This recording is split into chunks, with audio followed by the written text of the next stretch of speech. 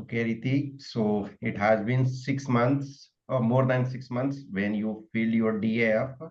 In these six Yes, sir. months, can you tell me some of your achievements or extra things you learned? Yes, sir. Coming to the achievements, I have qualified the CAPF physical and medical examination. And sir, coming to the learnings, I have learned a lot about how to maintain a good health and how to maintain a good physique. And I have learned much about my state. Okay, so before your DAF, you were not concerned about your health and physical well-being?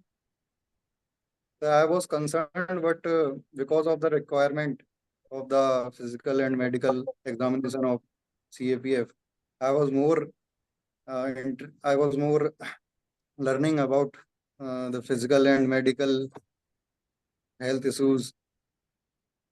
Okay, maximum distance in one go, how many kilometers you run in your lifetime?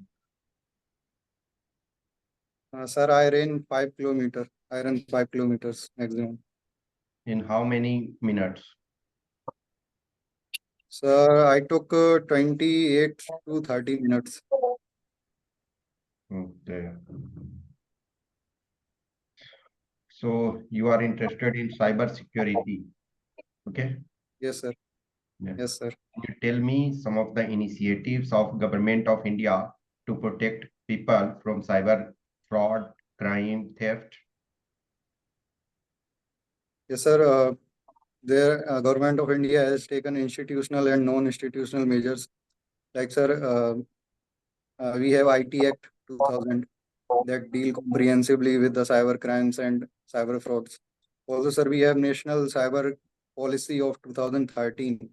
It is, I believe that it is very old, looking at the new challenges that has emerged, but it is a comprehensive policy.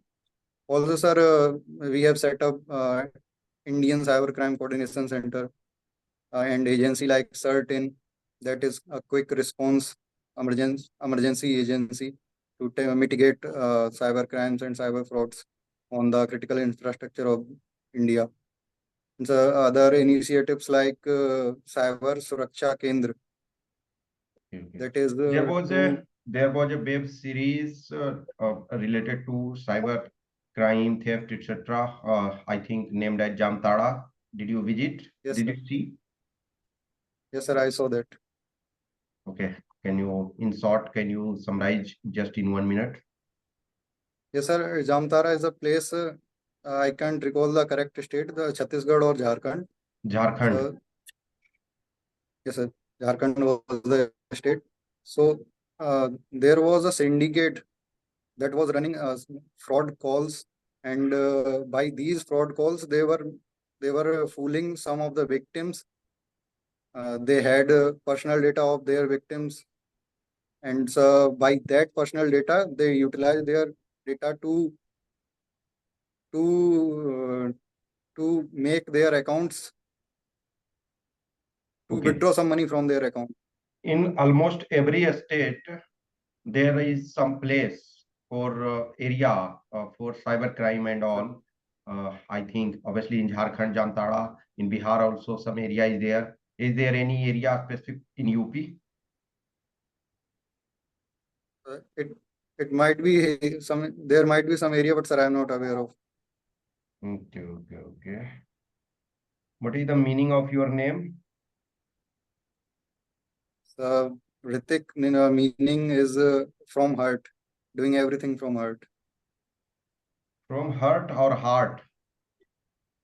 From heart, sir. Okay. Yes, Aarti. Okay. So, Ritik, tell me, how is the law and order situation in UP nowadays? Yes, ma'am. Good morning, first of all. Mhm. Ma'am, as per the data of NCRB, the crime rates like serious crimes like rape and murder and the crime against the women has decreased a lot. And also, ma'am, it is I think that is the contribution of the current government and some of the policies of the current government like Mission Shakti, that crime against the women has also decreased a lot. And what's your views on commissionerate system as it was implemented in some districts of the Uttar Pradesh? Yes, ma'am, it is implemented in some district like Agra, Lucknow, Banaras, and three more districts. I can't recall the name right now. It is a reform that has been done. It was a long pending reform, and I think that will improve the law and order situation. And under this, some of the powers of the district magistrate, like issuing the warrant and these are allocated to the commissioner in the region.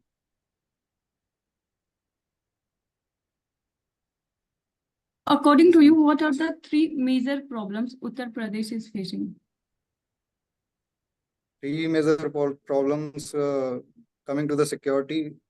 We have problems of radicalization and the polarization of the society, and on the economic side, bringing the agricultural workforce to the manufacturing sector is the major challenge. And coming on the societal side, population, the oversized population of Uttar Pradesh is becoming hindrance in implementing the development policies, I believe.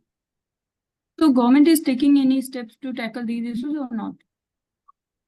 Yes, ma'am. To bring agricultural labor force to the manufacturing sector, government is boosting the infrastructure of Uttar Pradesh. UP government has come up with new expressways, Purvanchal Expressway, Bundelkhand Expressway, and we have the government came up with the defense corridors in 6 districts of the Uttar Pradesh. Also, ma'am, we are boosting health and educational infrastructure of Uttar Pradesh. Can you name those 6 districts related to defense corridor in UP? I can try, ma'am. I do Okay. not know the all district name. Jhansi, Lucknow, and Prayagraj.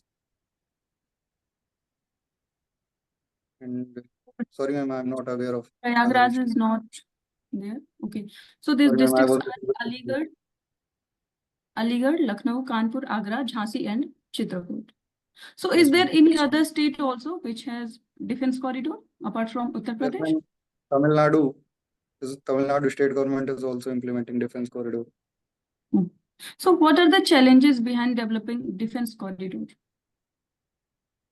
I believe, ma'am, land grabbing and uh, and attracting the private investors Okay, is it the is not main land challenge. grabbing, it is land acquisition. Sorry, sir. It was land acquisition. As we see, elections are going on. So do you think Yes, ma'am. voters of Uttar Pradesh vote on the basis of their caste? Do you agree with this or not? Yes, ma'am. I agree with your statement, but the society is changing a lot. The voter is now looking at the development perspective apart from their identity. Mhm. If you have to Yes, vote, ma'am. what are the 3 factors you consider before voting? Ma'am, I consider that if the candidate who is representing my constituency is connected with the local peoples or not, or he is aware of the Okay. regional issues or not. Thirdly, if he is educated or well versed with knowledge of what's going in the country, what is beneficial for our nation or not. Caste-based violence. What are the reasons behind this violence? Sorry, ma'am, I didn't get you. I'm asking about caste-based violence, which often happens in Uttar Pradesh. So what are the reasons behind that? Yes, ma'am, the first reason is the legacy that has been continued. It was since pre-independence time and from ancient time that Varna system has continued. Many people still believes that they belong to the upper caste or from the upper hierarchy of the social structure. But the government and there are many legislations to deal with these caste-based violence, and government is doing well on that. So tell me something about Ramsar Convention and what is the significance of wetlands? Yes, ma'am. Ramsar Convention was signed in 1971, and India became part of that in 1975. So it was India became part in signed. 1975. Sorry, ma'am, I am Are you sure? little bit confused, but I believe that India became part in 1975. It's 1982. Yes, ma'am. Thank you, ma'am. So, sir, ma'am, that convention was signed to protect wetlands and to conserve wetland of international and international importance. So how many wetlands are there in Uttar Pradesh? Sorry, ma'am, I am not aware of the exact data. Okay. And which state has highest number of wetlands? Ma'am, it is either Gujarat or Tamil Nadu. So it's Tamil Nadu. Yes, ma'am. So recently we see Chabahar port was in the news. Yes, Tell me ma'am. something about this port and what was the agreement between India and Iran? Ma'am, recently India and Iran has signed a deal to give control of the Chabahar port to an Indian company. It was manifested earlier in 2013 that India and Iran will develop the Chabahar port in collaboration.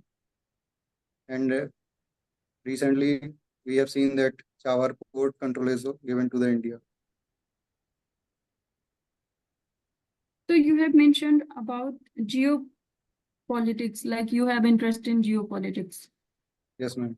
So tell me the three major challenges India is facing or it will face in the future. And challenges on the diplomatic perspective or security perspective? Yes. No, on diplomatic perspective.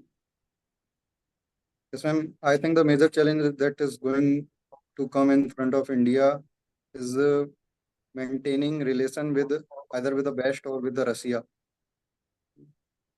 Like because of the Russia-Ukraine war, the world has been polarized in West and non-West. There is an axis between US and other European countries versus Russia and China. So we have to take a stand on that, and this is, I think, the biggest diplomatic challenge. Secondly, ma'am, tackling issues like we have recently seen in our neighborhood, Maldives is going closer to the China. So how can we tackle this without becoming dominant in our neighborhood? And how can we make good relation with our neighborhood? That is also going to be a very diplomatic challenge. And what is the current status of India-Nepal relation? And we are very good partners. We have porous borders. We have a trade of nearby $8 billion. If I'm not sure about the data. And also our trade in the last few years has increased many folds. But ma'am, some of the issues like Kalapani and Limpiadhura border dispute between India and Nepal has emerged, but they are coordinating on that also. What do you think about 2024 elections, like how it is going to impact Asia and the world? Yes, ma'am. 2024 election will have a substantial effect on the Asia. Like every country is looking at how the election is being conducted in India.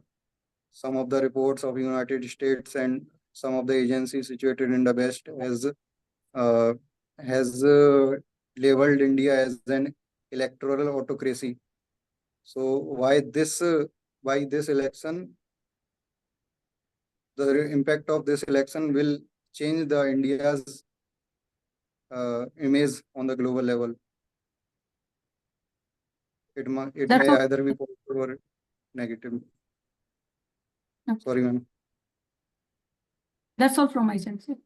Okay. Thank you, ma'am. Yes, so you are interested in diplomatic issues and geopolitics. Did you Yes, sir. read news related to Iran? I think yesterday something happened in Iran. Sir, I'm not aware of the specific thing that happened in Iran, but sir, it was a deal signed with No, Iran. Iran's And president died in helicopter crash. I hope you know. sorry, sir, I'm not aware of that Okay, incident. okay. Yes, no problem. So he was returning from some country, I think Azerbaijan or something. So his helicopter crashed and he died, and along with foreign minister also died. In India, obviously, this is one of tragedy. In India, can you tell me name of two important personality who died in either plane crash or helicopter crash? In let us take any time you can take. Yes, sir. One I can recall is Sanjay Gandhi, who died in a helicopter crash or plane crash. And second Okay. one, our former CDS, General Bipin Rawat, sir. He also died in a helicopter crash. Any chief minister? Sorry, sir, I didn't get you. Any chief minister died in helicopter or plane crash? Yes, sir, I can't recall his name, but Chief Minister of Andhra Pradesh. Bias Rajsekhar Reddy. Yes, sir, the father of Jagan Mohan Reddy. And one, let us take Balwant Rai Mehta. You heard about Balwant Rai Mehta? No, sir, I have heard about the Balwant Rai Mehta committee. I don't know about the personality. Okay, so what was the committee? Sir, it was committee formed to give recommendation on the devolution of power to the panchayats. Yes, so he was chief minister of Gujarat, and he died. Obviously, he was in war. Actually, he was not a fighter, but what happened? He was flying somewhere. So Pakistan shoot down his helicopter. That's why he died. Okay, so BSF is your last choice. One person was BSF director from Uttar Pradesh, and his son also became Director General of BSF. You know the person? No, sir, I don't know that person, but the current DG of CRPF is Nitin Agarwal. Sir. I'm BSF. I'm asking about BSF. Yeah, BSF. One person from your state, he was Director General of your state also, police, Director General of BSF also. His son also became Director General of BSF. You know? No, sir, I'm not aware of You must that know person. about the person's name. He is instrumental in police reform. No, sir, I don't. Sorry, sir, I'm Have not you heard aware. about Prakash Singh? Yes, sir, I have heard about Prakash Singh judgment that was given by the Supreme If Court. if you are not knowing about Prakash Singh, then it is very bad for you. Okay. Sorry, sir. Yeah, you I must will know. go and read. Yeah, Prakash Singh was the DG of Uttar Pradesh, DG of Yes, Assam, sir. DG of Yes, BSF, sir. and he is instrumental in police reforms. In fact, Supreme Court gave some guidelines, 7 guidelines related to police reform. His son, Pankaj Singh, he was also Director General of BSF. At this time, he is Deputy National Security Advisor. Okay. Yes, sir. Thank you, sir, for this knowledge. Okay, okay. So your first choice is CRPF. Okay. Yes, sir. What attracts Yes, you sir. in CRPF? Sir, the diverse mandate that it has, the diverse role, that opportunity that it can provide to an officer. Also, sir, it is said that CRPF is Sankat Mochan Force, जहाँ भगवान नहीं पहुंचते वहाँ CRPF का एक tent होता है. So that much prestige CRPF has in our society. Also, sir, our Home Minister says because of CRPF, I feel safe. Okay, okay, This attracts me. okay. So tell me three specific achievements of CRPF. Yes, sir, I can recall two, three achievements. Like in 1965, on 9 April, Pakistani soldiers attacked on the Sardar post that is in the run of Kutch of the Gujarat, and a CRPF contingent of less than 150 personnel defended that successfully. And so that day is celebrated as Saurya Divas on 9 April each year by the CRPF.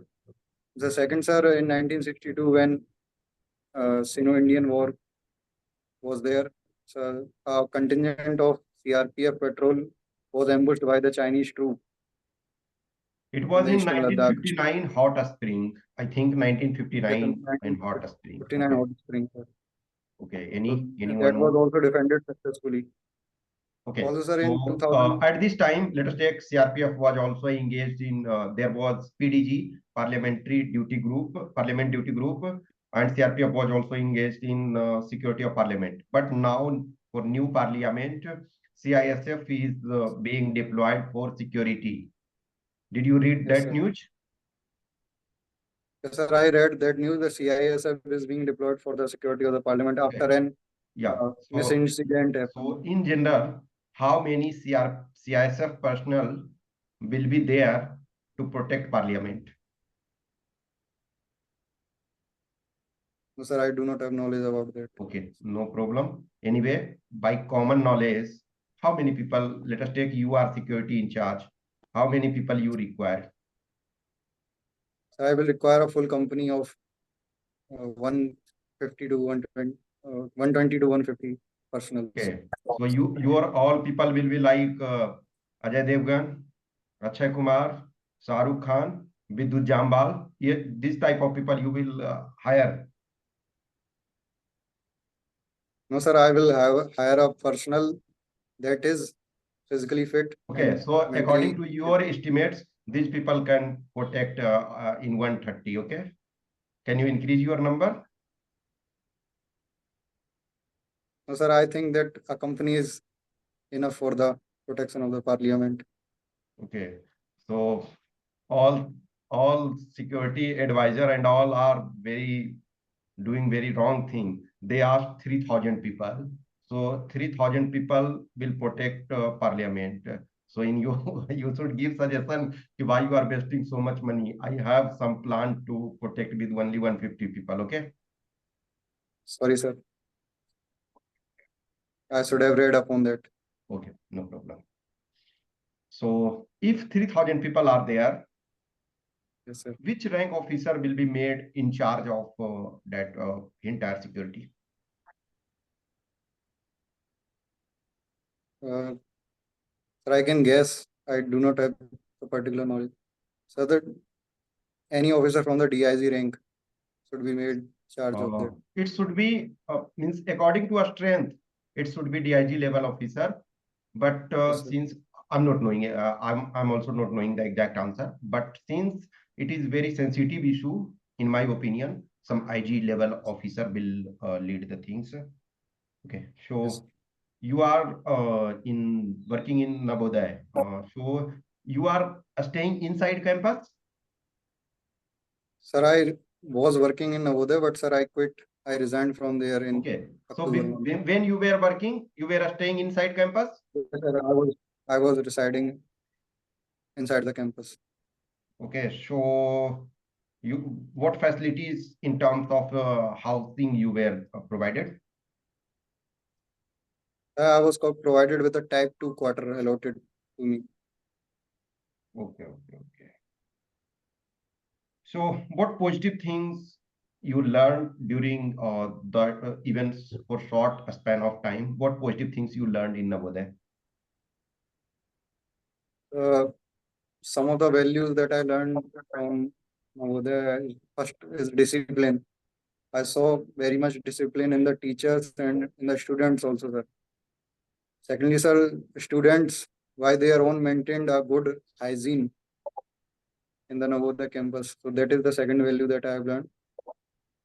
Also, sir, the cultural integration there, the value of tolerance. Sir, we have staff from some from Bengal, some from Haryana, some from Uttar Pradesh. So all were living there as a family. So cultural integration was also there. These are the some of the values that I learned from there. Okay. When Jawahar Navodaya Vidyalaya was established, first school?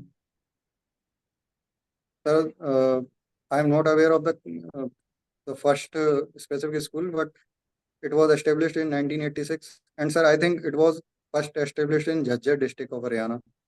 Okay, okay, okay. So government of India is having some other residential schools also. Can you Yes, name sir. few which are in UP? So not particular to the UP, sir. Eklavya model residential school are manifested in the Naxal affected regions. Is there any Sainik I'm not school aware. in UP? Yes, sir. There are Sainik schools in UP, but I am not aware of their current status. No, current status I'm not asking. Any school, if it is, it will be in same place, no? Yes, sir. No, Status sir, I am I'm not not aware. asking. You know in which place it is? No, sir, I am not aware of that. Okay, okay, okay. Tell me some of the mistakes done by Chhatrapati Sahuji Maharaj.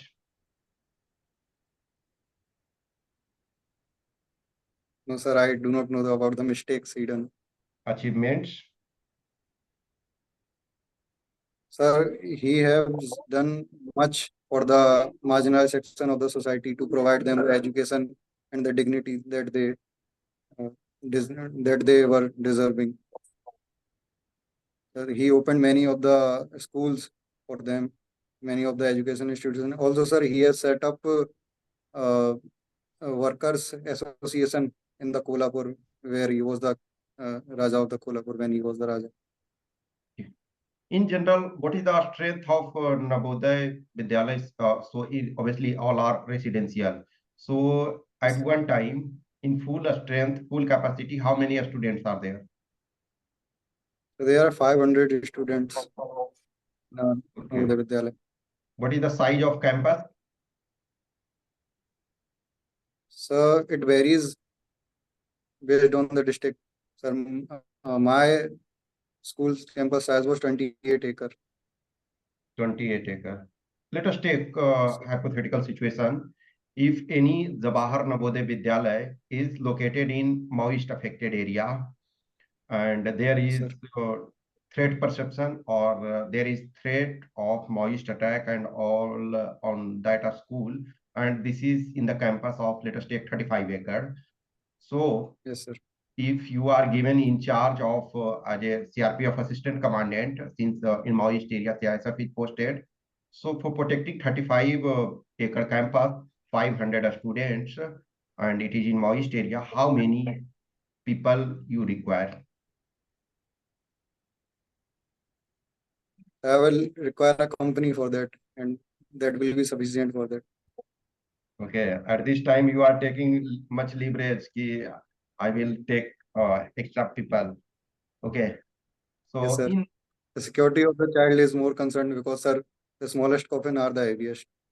So therefore, okay, so one company here, there you did very less. Here you are obviously taking leverage. Ki I should, in general, if 500 students are there, 35 acre campus, so one company is not properly required. Generally, 40 to 45 people will be sufficient. See, the things ki if at this time there is communication channel, there should be communication channel.